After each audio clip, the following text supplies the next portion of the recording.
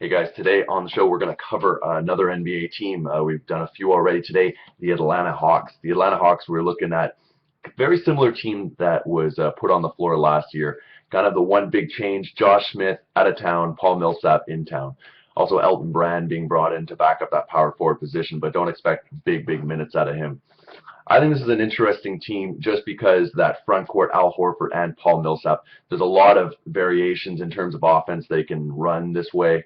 I just don't think this team as a whole has enough to really compete. I mean, Atlanta's been on that kind of bubble for years and years, a little bit too good to vie for any good lottery pick, but a little too bad to ever really be contenders for a championship.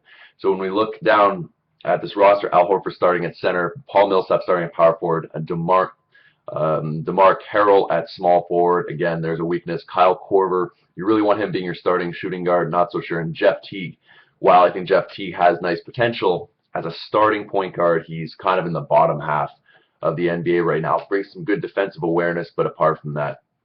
So when we look at this, we understand where they're coming from in terms of bringing those shooters off the wings and bringing the low post scoring.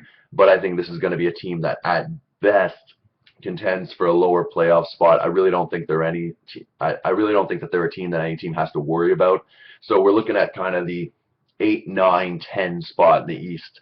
But going forward, we'll see where they decide to go with this. I think Paul Millsap is a bit of an interesting pickup. I think Paul Millsap's better served with a more traditional center type.